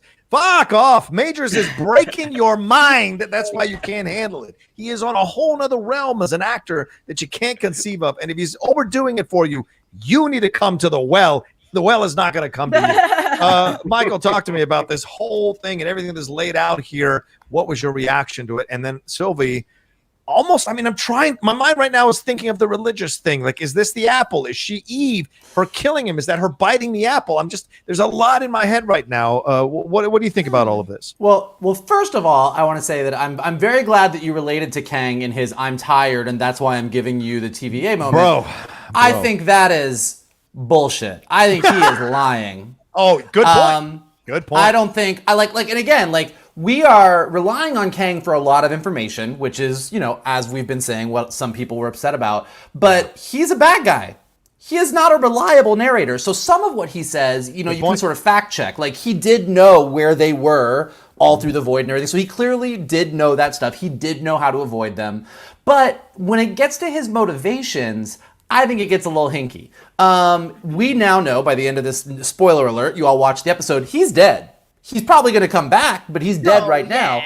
And we know that there's a bunch of other Kangs running around. But was there already a Kang that had slipped through the cracks that he needs to out him in some way, so he needs to reset things? Like, there's 1,000 reasons that he might want to spur them on to do this stuff that is not, I'm just an old man, I'm tired, you young kids, you rule time now. Like, I don't think so much. As everyone was saying, when he the one point where he breaks, because as we were saying, it's all about power. He's super in control the entire time. But when Sylvie really challenges him and he just yells at her to grow up, it's a pretty great moment. You're so used to him being like, oh, it's cool, I'm cool, we're all buddy. And then when he just screams at her to grow up, you see a little bit of who he will be playing in other versions of this character, other variants of this character, and you're like, ooh, he gonna be kind of scary. And I do really love that he points out that they're all villains. She is a hypocrite. She's been running around killing people, doing whatever she needs. We all know that Loki's a villain, and he's a villain. So he's like, you guys are going to stand there and kind of judge me for trying to keep the timeline in order. Fuck you. And I'm like, that is a really compelling argument. And then, as we've all been saying, Tom Hiddleston's arc, the guy that showed up in episode 1 would have jumped at the chance to take control of all of this without really knowing the ramifications. Loki always just goes for whatever, let me try and grab power and figure out the rest later. So to see him all of a sudden take this pause and say, I don't know if this is right. And it's the whole scene between him and Sylvie is heartbreaking. Mm-hmm. They literally say it. Kang tells you this earlier, you don't trust anyone. you can't be trusted. And then we just watch it play out. And you watch the hurt on Tom Hiddleston's face. You watch Loki try so hard to do something. Yeah. You know what I mean? And like Mobius, every scene that we've watched in all of these episodes, Mobius, well, you can't trust a Loki. I've literally watched you stab people in the back 1,000 times. Well, I'm not going to do it again. And this is the one time that he doesn't do it again. Like, he's actually being genuine. And he is the Loki that has changed. And Sylvie is the Loki that can't. Right. She's not going to let it go. The fight is great. He just looks sad the entire time that he's fighting. And then because he loves her. Yes. Because he loves her. And he doesn't. This is something he's never experienced before. This was such a noble scene for him, man. It was incredible. Sorry, Mike. No, absolutely. And then he says to her, I've been where you are. I felt what you feel. I don't know how I know, but all I know is I don't want to hurt you. I don't want a throne. I just want you to be okay. It is just this outpouring of emotion from somebody who we have never trusted. And all of us are sitting there with our popcorn. We're like, oh my God, he did it. He told his feelings. And then I do think it's interesting that Sylvie kisses him. She's the one that she leans in and kisses him and says, but I'm not you, which you can slice a bunch of different ways, but kind of is I read it as I can't change. And she kicks him out. And then her killing Kang, they did a really interesting thing. Usually when to Shannon's point about sound effects and ADR and everything else, usually when you kill somebody on screen, maybe you hear the knife go in, there's a big thing, there's a reaction, there's some kind of thing that makes you feel like it's a big moment because killing someone's a big moment. This was such a quiet moment. Yes. Yeah. It was such a non-important moment. And then for him to just look at her and smile and say, she literally says before, and she goes, aren't you going to try and stop me or beg? And he's like, I could. Yeah. And then she kills him in the most quiet way possible. He says, see you soon, and dies. And it's done. And this is her glorious purpose. Winks. Yeah. And winks at her. Yeah. This is her glorious purpose. This is the thing that for eons, as she said to Loki earlier, I've been doing this long before you even existed. Yeah. And here she is, and she did it. And it is the emptiest moment in the show. And she just sits down all by herself. She's alone. There's nobody else there.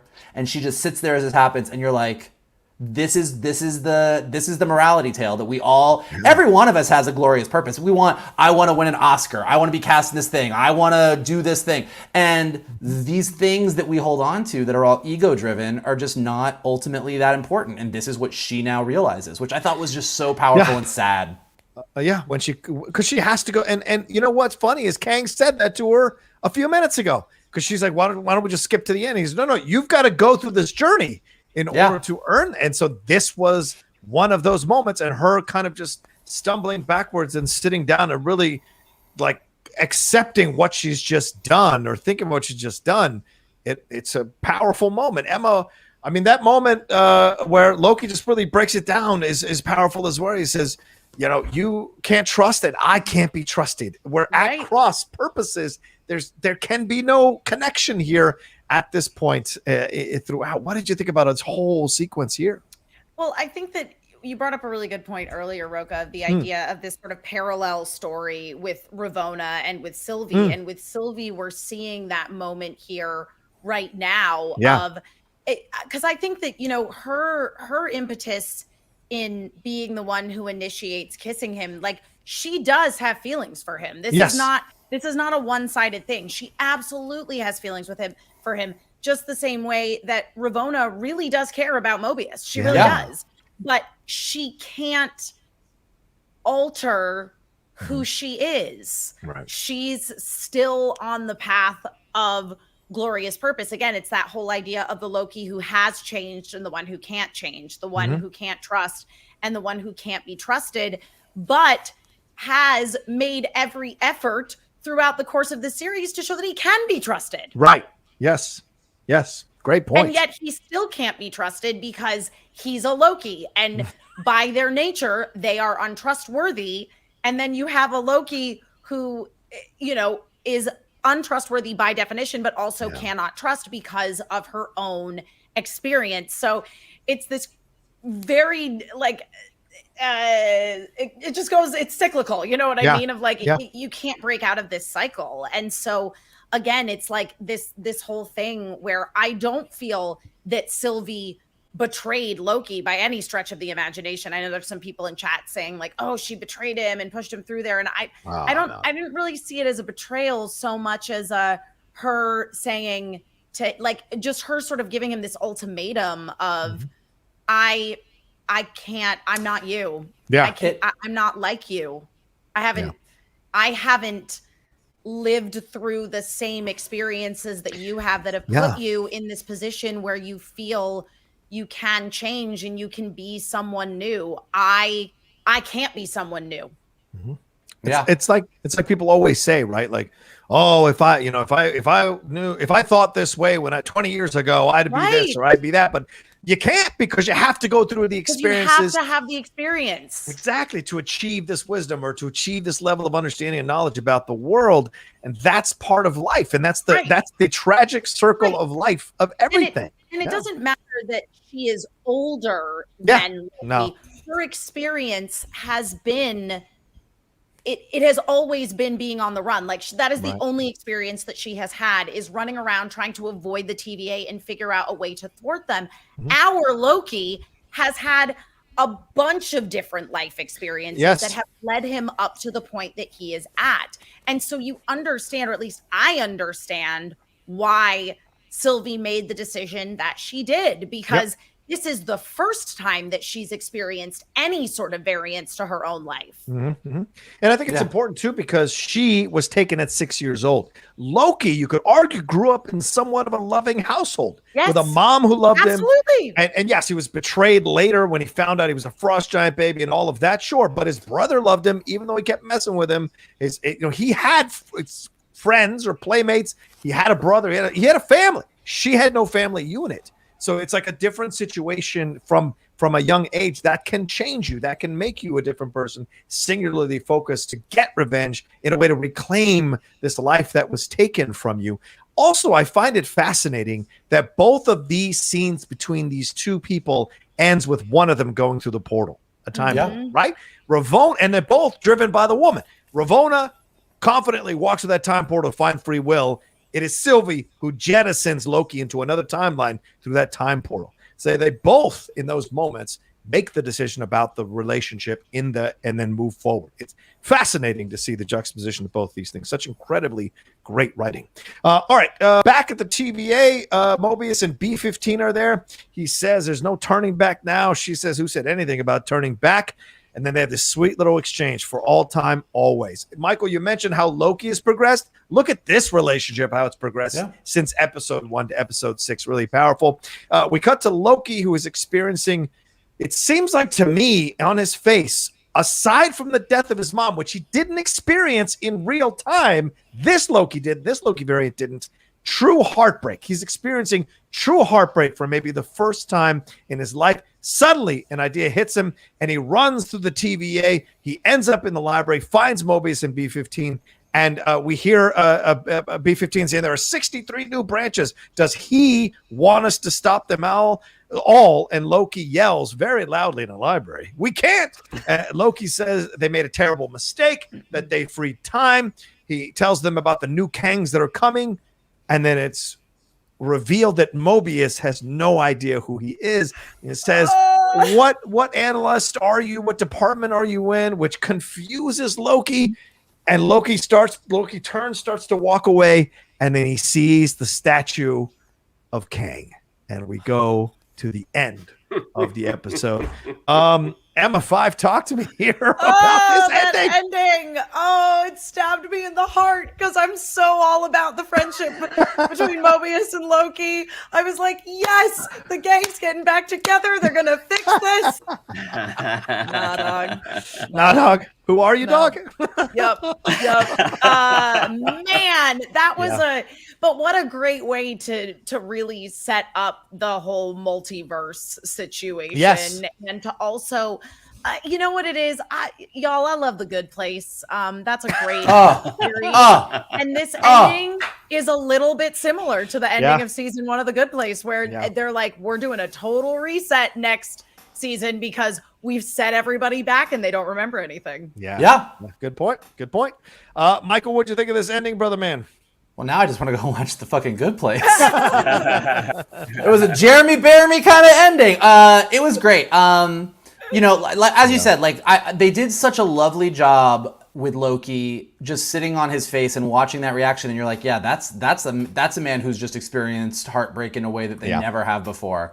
Right? And so good, man. And again, this is where I would argue. Again, I will argue my point. If you didn't feel this way, I completely respect it. I'm glad that we're all geeks and we have enough stuff that we can all have different opinions and still have so much to love. But to me, this is why I don't feel like they sort of dropped the ball on the Loki and Sylvie story. We see Sylvie, as I just said, at the end of her glorious purpose, alone and empty, sitting on a floor as the multiverse blossoms around her. And then we see Loki, a character who has been the most self-serving asshole for all of the Marvel movies, just sitting there broken because he put himself out there emotionally and was literally shoved away for it.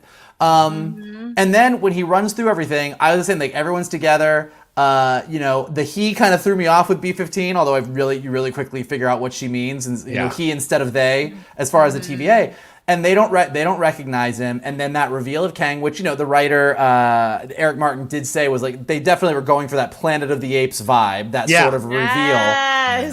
And it worked. It worked great. And I think it's such a great, that we know our timeline, which is going to sort of remain consistent, but now there's a multiverse blossoming around it, and that multiverse blossoming means all the Kangs are back, and one of them took control of the TVA, and Loki is no longer in the same timeline / reality. I'm sure they're going to explain this next year. So the TVA is sort of out of time, maybe. I'm not sure where the TVA quite exists in time, but clearly the multiverse blossoming means that a less good Kang is now in control of things. And so what that means for Loki and B-15, much like The Good Place, which I didn't think about, but I think Emma's 100% correct. The Good Place was so sad when when you found out they didn't know each other anymore, but then watching them get back to where they... what is wrong with you? All right, go ahead. Go watch The Good Place. Go watch The Good Place. The statute of limitations. I think you missed it, Johnny. No way. Yeah. So at the end of The Sixth Sense, people don't blow the end of Sopranos. Come on. All right. Anyway.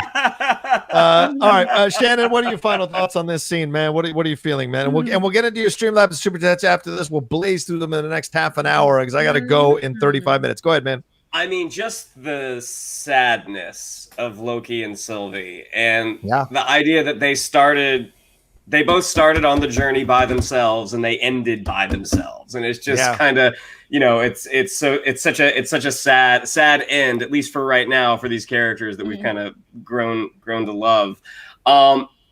Looking at Tom Hiddleston's face, sitting in there again, playing that broken nature, thinking about Thor 2 when he found out that Frigga died, comparing the sadness, like Frigga, that was the untimely death of a parent, whereas this was a rejection. And the possible, it's a loss. A rejection or loss by rejection. And knowing that not only has he potentially lost Sylvie forever, but her actions, what is about to happen, could spell disaster for everyone. And then as he was running back, I mean, that was the first thing I noticed, is like, oh, Owen Wilson got cleaned up. And then moment that he sees the giant Kang statue, I mean, I thought I was really revelatory. I was like, oh, it's just like they finally really did it. I thought I was the only one. But to hear that was actually one of the inspirations for it, I was like, oh, okay, look at that. You damn dirty apes. Chat forward real quick. I want to answer this. I know it's not a super chat. He says, question is why Kang wasn't publicly ruling TVA when he was actually in control of it? Because not that Kang variant didn't want to publicly control the TVA. This Kang variant does. A puppet master. I think the question is, why didn't the other Kang want to publicly rule it? Like, what was saying because it's not his nature to do it. The other Kang variant is. wants to rule it and be publicly in control of it and That's ruled by anger. Yeah. All right, let's get through all these real quick. Thank you all so much for sending in the Streamlabs and the super chats. I'm going to read them as fast as we can. We'll answer them over the next 29 minutes, and we'll talk. Well, hopefully we'll have time to speculate where we might be going next. Chocolate Chip says, I really enjoyed the finale. Majors is perfect. I'm curious if his variants will have distinctive personalities. Orphan Black style. Oh, great reference. Ooh. Yeah. Great reference. Wasn't a fan of the Play-Doh PowerPoint explaining his story and the telenovela vibe from Loki and Sylvie. Still great show. How dare you? How dare you? I love the Play-Doh explanation. The Play-Doh PowerPoint is my new favorite thing. Play-Doh PowerPoint. That's done incredible. And done. All right. So then the _real_Arab_Pierre says, great season finale. Majors killed it. Can't wait to see more of him in the MCU. Looking forward to season 2. Yeah, for sure. Yeah. That's going to be very interesting. Demon Lord Illidan says, the talking near the end was a classic chess scene. Yeah. Very Great much point. so. Yes, very good point, actually. A_DJ_named_SU says, with RDJ and Evans gone, Feige has elevated Hiddleston to their level now to help fill that void. This amazing finale felt like an event watching it. Geek Buddies, you're the best online review show. Discussions unlike any other. And I appreciate you all. I actually got in an argument with someone recently who said that they thought that Marvel had peaked with Endgame because they were not going to they didn't have a deep enough bench, that they had already told their Cap stories, their Iron Man, their Thor, their Hulk, and that like there wasn't enough there. And I was like, are you crazy? Between the way that they've elevated Wanda, Vision, Sam, Bucky, Loki within these series, and with all the other characters that older comic book fans might not know, but younger fans are certainly excited for, I think they've got, even not even getting into the mutants, which is a whole other thing, they've got a pretty deep bench. And I totally agree that the way they've elevated these characters in the shows is pretty fantastic. And the fact that we are all as invested in these stories as we were with anything that was happening with like the big four. Yeah. Absolutely. And wouldn't it be funny if the first villain of the MCU is the hero of this next phase of the MCU and brings everything back together? And who better to put it on than Tom Hiddleston, who's a phenomenal actor. Fredtastic314 says, I thought the Timekeepers were dead, but was so happy that the architect painted himself into a multi-million-year corner and finally decided he's tired of it all and was looking for a way out. That's great, Fred. That was funny. All right. Pierre E. Jowdy says, I agree with Mike. That song hit me in all the right places. A great way to tie everything together. That's right. The Captain America with Peggy Carter song. Chris Taylor says, in season 2, do we see Captain America? I mean, he messed with time. And is this a variant of Captain America that's dancing with Peggy versus, people had questions? Well, I mean, technically, what we sort of learned by the end of this season is that you can mess with time and the TVA is not going to come after you. The TVA has one goal, and that's to prevent other Kangs. I mean, there was if you there's not just one timeline. There's there's a timeline with an alligator Loki and a frog Thor, and there's lots of different timelines that are acceptable. And even at the beginning, when Ravona was when Loki tried to pin everything on the Avengers, and she was the Avengers were fine. What they did was cool. What you did is a problem. The reason what he did was a problem is because our Loki meeting Sylvie is a Nexus event that leads directly to Kang. All Kang really cares about is pruning any timeline that leads to a Kang. You can do lots of stuff that create timelines that don't make a Kang, and that's cool. Yeah. I like the idea too that the timeline where Cap goes back in time did create another timeline because we already saw a bunch of stuff that happened with Peggy Carter in the Agent Carter series that doesn't include Steve Rogers. So I like it. Great point, Emma. Everett Brown says, I love these 4. This was the 4 I started out watching with WandaVision, and y'all are the best. Oh, thank you, Everett. It's very kind of you. Jonathan Yara is calling out Emma here. He says, Emma, why is Luke being in the climax of the Mandalorian finale bad, but Kang in the Loki finale good? Ooh. Because break it down, Emma. Because Luke in the Mandalorian season finale is fan service. Kang in the WandaVision or the whatever the show we're talking about is, the Loki show. The Loki show, Loki. Yeah. Him being in the finale of this was handled, again, it was better written. It was handled in a way where he was truly a character who was adding something to the journey of these two characters, these two Lokis, and also is a major player going forward. And it was setting us up for a second season, whereas I don't hate Luke being in the Mandalorian 2 season finale. This is the thing is I think people want me to say because I said it didn't do anything for me, people are like, oh, you hated it. And I'm like, no, I didn't hate it. It just, I wasn't really emotionally I wasn't emotionally affected by it, because I was like, I really loved where Luke's storyline went in The Last Jedi. To me, that was so satisfying. And basically, was a really great expansion and exploration of the character of Luke, much in the way that I feel this was a really interesting exploration and set up of the character who we know to at some point, the actor anyway, who we know at some point will be playing the character of Kang. So yeah, right. Yeah. Yeah, one is Deus Ex Machina. Another is an actual character that's going to be part of all these shows going forward. Yeah, exactly. Great point, Emma. Great points. Yeah. Demon Lord Illidan says, also Kang made it so that magic wouldn't work in the TVA, but not at his base? Plot hole or hubris? Right, because that's true. Able to transform him out. Yeah, I think hubris. I don't think it was a plot, especially if we're going with the idea, and I think we're all a little bit on the same page about this, which is the idea of that he knew that Sylvie was going to kill him. Yeah. Yeah. I think he allowed magic to be there so he could do that. Yeah, Mike, sorry, go ahead. No, I was gonna say the same thing. I think this was all by his design. I mean, he didn't seem too upset watching the fight. He didn't seem too upset when she stabbed him. He knew this was going to go down because it's gone down. Well, in my opinion, it's gone down before. I think the multiversal war that we're about to have is the same multiversal war that we had, and we're on a big circle here.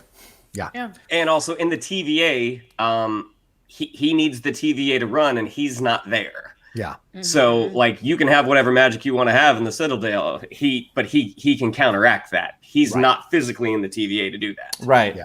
I love his Steve Martin in Little Shop of Horrors impression when Sylvie was about to kill him. He was like, whoa, this is happening. All right, Trim Destroyer. Bill Murray. Oh, what did I say? Did I say Bill Murray? Bill Murray does that. I thought I said Agamemnon. Yes. My bad. I thought I said Agamemnon. All right, Trim Destroyer. Brian Cox. Trim Destroyer says, I got chills at the end of the episode when Loki sees the Kang statue. Reminded me of the original Planet of the Apes ending. Oh, Trim. 100%. One of our people also felt that way as well. He thought he was the only person who felt that way. FJ Lopez says, I did. Hey, guys and gals, Screen Crush thinks that Steve started the multiverse when he stayed with Peggy. He said, oh, shit. He said, I thought that makes sense because Steve and Peggy's endgame scene probably happens at the same time as episode 6, and their song is played at the beginning of the episode. God damn. Oh. Shout out to Screen Crush, man. Shout out to them. Any thoughts, gentlemen, ladies and gentlemen? I'm timelining in my brain, but Loki in Endgame gets pulled away. That kind of makes sense. I mean, you know what? Well, you know what did occur to me? That did not occur to me. I'm not gonna try that. That is actually really, really smart. But it did occur to me as we all know, because we've discussed it forever, that we've all debated about the end game, what happened with Steve. Is this in our timeline? Is it a separate timeline? Can he be in a separate timeline? The writers said one thing, the Russo brothers said another thing. They never really clarified it, and I've realized in the past 2 days that I think they didn't clarify it because of this, potentially. I think that whether or not this is actually the thing that started it, I think they knew broadly, not specifics, but they knew broadly where they were going to go with Loki, and that Kang was going to be their next big bad, and that they were going to build a multiverse. And so I think the idea that whether or not it's this or that didn't really matter, because even though it didn't obey the time travel rules that Bruce explains in Endgame, now that we're in a multiverse, all the bets are off anyway. Yeah. Is Feige Kang? I wonder. Liz With his little baseball cap. Yeah, right. He's got all. I knew you were going to do that. Liz Sub says, I hated that the big bad was some dude we never met or even really referenced. I only knew it was Kang because of y'all's videos, because I never read the comics, and I'm supposed to care about him at all? Nope. I'm mad I stayed up late for that. Infuriating. All right. Respect. So I hear you. I will say, just like to play devil's advocate, I'm sorry you stayed up. I hope you get some sleep tonight. But to play devil's advocate, I do think that, again, you knew it was Kang because you've been watching our videos and it's all we've been fucking talking about. But if you didn't know any of this, if you were not a Marvel comic book person, the fact that they get to the end of the road and it's just some dude and he challenges them and explains everything out, I think that's kind of cool. I hear what you're saying, and like, could they have? I think they were in a bind, because if they had hinted at it any more than they did, all the hardcore nerds would have been like, obvious. And if they hinted to it less, it's like, I think they're in a damned if you do and damned if you don't. So I hear you, and I do understand why people are frustrated with it. But I think if you just take it as its own thing for this episode, I personally still think it's pretty neat. Yeah. All right, let's keep going here. Haskell 420. Oh no, Askewed one donated. Thank you, Askewed. Appreciate that. Haskell 420 has 2, so I'll read them back to back. He says, "Hey gang, part 1 of 2. First, y'all have crushed it this year with the review shows. Thanks, Haskell. Please do them also for What If. Yeah, there's no way we're not doing the What If ones. So, because those are going to be amazing. This just hit me. Sylvie sent Loki back to the TVA, but it looks like an alternate timeline TVA. So maybe we'll see in season 2, Ravona went through her doorway that leads to the evil Kang we will eventually see, and we'll see their romance blossom. Maybe they will bring that comic arc into MCU canon. What do you guys think? Yes, maybe. Anything is possible. I think the fact that Ravona is in search of the character that we know she is romantically linked to in the comics means it's a pretty safe bet that that's going to become a thing. And Ravona's probably going to have a pretty cool arc. Like, I'm excited that she wasn't just I like where they're going with her, that she wasn't just a one-off villain or a character they threw in there and like, oh, let's give her the name of the character from the comic. But she's definitely got more to do in season 2. So I think it's going to be really neat. Yeah. Yes. Absolutely. Let's see. And plus, she's so dedicated to making that thing work. Yeah. She will and transfer those feelings to Kang. Yeah. Blindly loyal. Exactly. Andreas IB. And what's a cult without a blindly loyal person? I'm looking at you, Allison Mack. Anyway, all right. Andreas IB says Loki's love metaphor foreshadows Sylvie's kiss, betrayal/trick. Oh, the love is a dagger. Oh, love is a dagger. Ooh, maybe. I now, oh my God, kudos to you, because when we get done with this review, I am absolutely going back and pulling up the Lamentis episode and listening to their discussion about love and see how it ties into what happens in the finale. I think that's really, really smart. Yeah, agreed. I'm with it. Angela Dashner says, thank you. Love these discussions of the shows. Absolutely loved Loki and can't wait to see where the show goes. Any guesses on how Loki will be in Doctor Strange? Thanks for all you guys do. Ooh. Yeah. Thoughts you all on where we think how Loki will be in Doctor Strange? Because it hasn't been confirmed. It's been rumored. It hasn't been confirmed. But the only antagonist they've announced for that is Baron Mordo. Like, he's the only villain thus far. So I don't think Loki will be a villain. What's that? I don't think Loki's going to be a villain. Well, no. I'm just saying in terms of like just an antagonist. Like we don't know who Doctor Strange. Like all we know is Doctor Strange and Wanda, Wong, and Christine Palmer, Rachel McAdams' character. Yeah, that's all we know. Definitely who's in it. So I would say no one is off the table at this point. Alligator Loki all the way. Well, it's curious. I mean, this is where Marvel gets in. I mean, and look, they've done an amazing job, but this is where it kind of gets weird, is that depending on how it all takes place, like we just left Loki on an oh shit moment. Yes. And the oh shit moment is at a season finale means you get to season 2 and you pick up where you left off and it's like, oh shit, what's going on?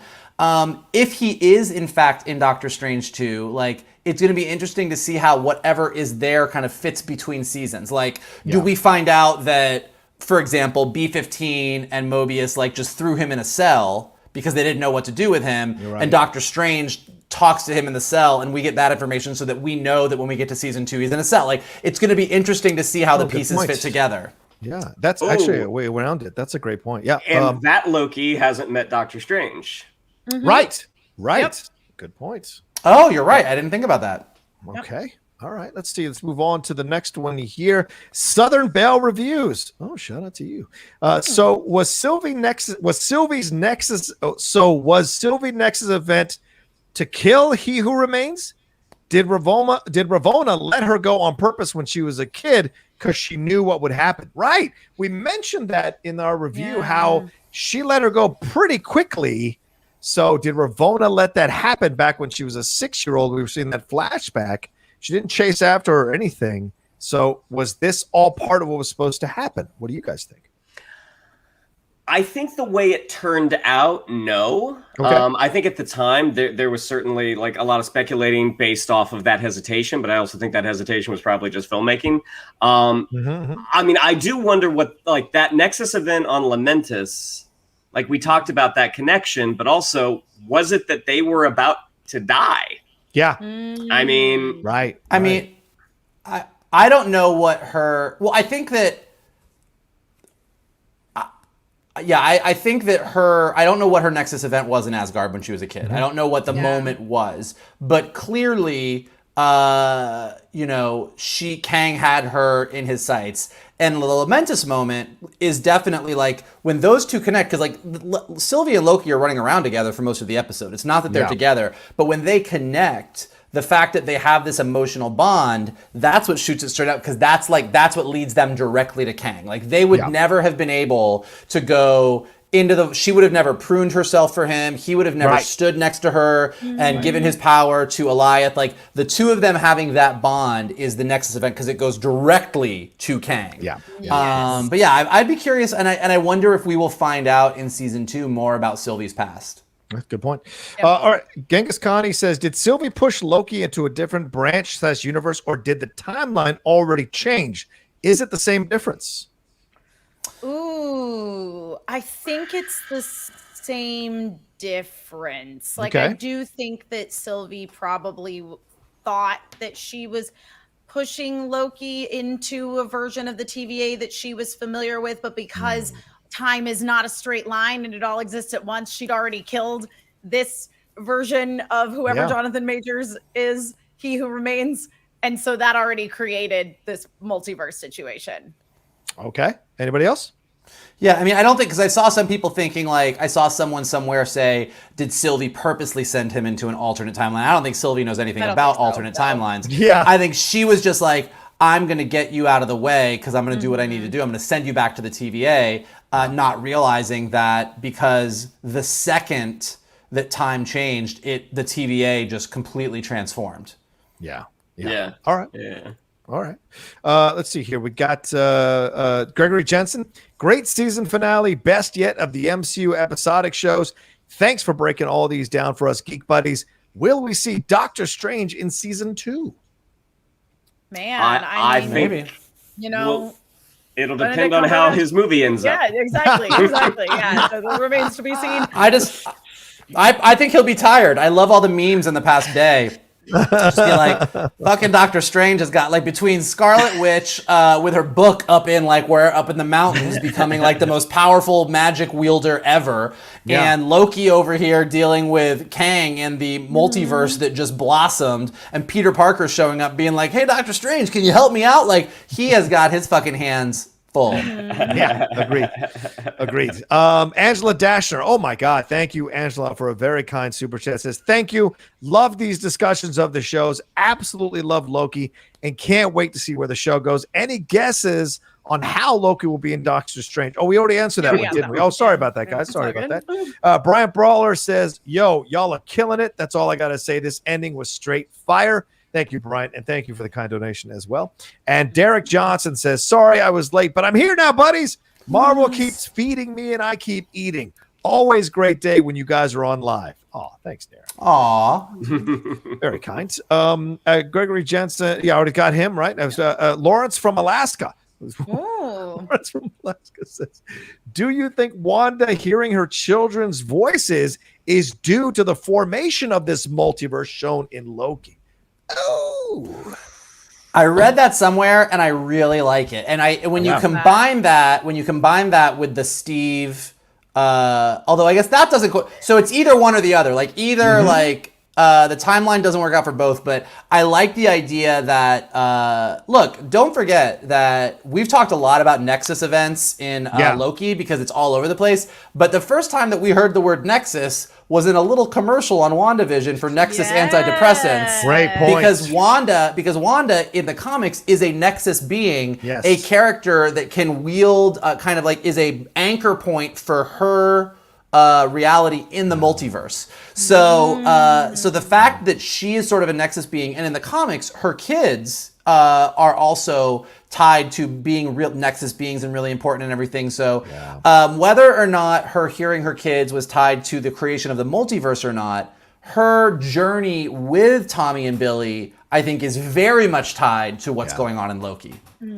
Great point. Yeah, I like the Steve Peggy theory better because just based off what I'm remembering, but just based off of because you a big old softy. Because you a softy.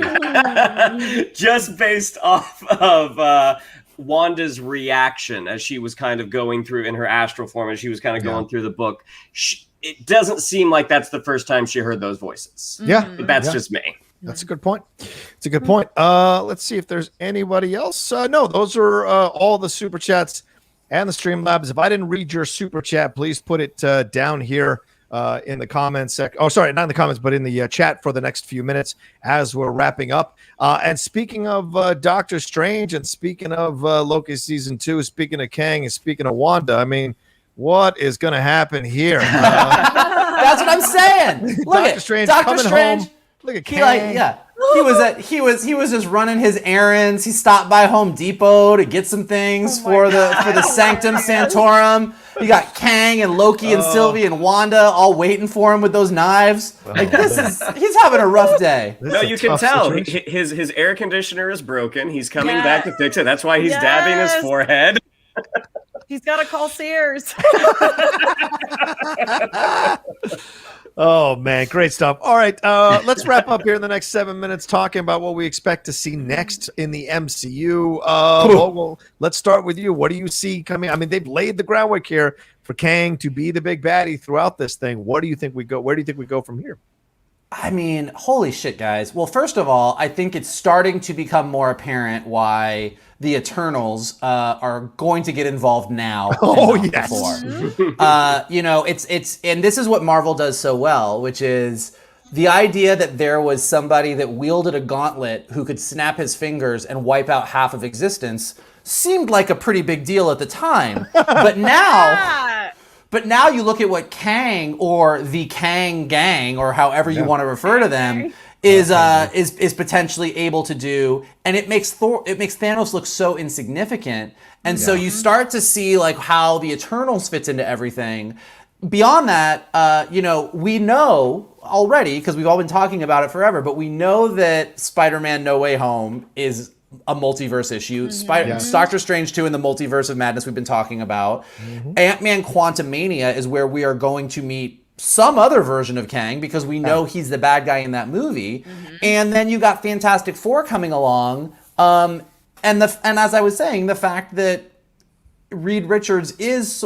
I think we'd all been discussing this offline. I didn't think they were going to get into the Reed Richards related to Nathaniel Richards, who is a Kang, and everything else. But now looking at the timeline of everything rolling out, it does seem like that's going to be the case. And it does seem, I was arguing with someone earlier, when you get into an argument about free will versus determination, most creative people end up siding with free will. So I do think that the ultimate battle here is going to be, how do you keep yourself safe from Kangs and still maintain your free will, which I think is going to be a big theme in season 2 of Loki, and is also going to be a big mega theme in the MCU going forward.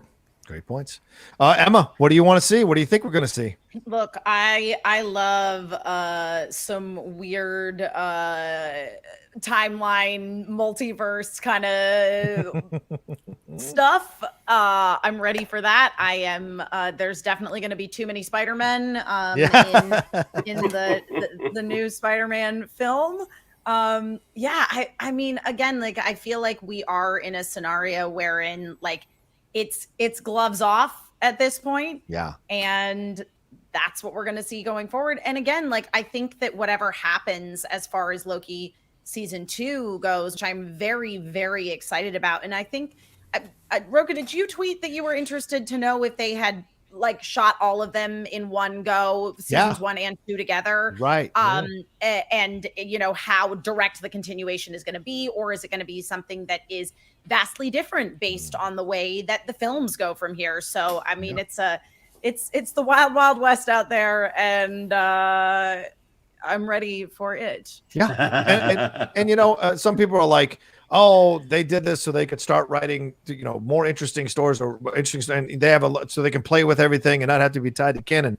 Oh, no. Quite the opposite. They've set up 35 high wires, and you are out there to walk them at different times. And if they get it wrong, there's no net. There's no net in the Marvel universe. So, Shannon, what do you expect to see here in this next phase of the MCU after we've gotten this end for Loki?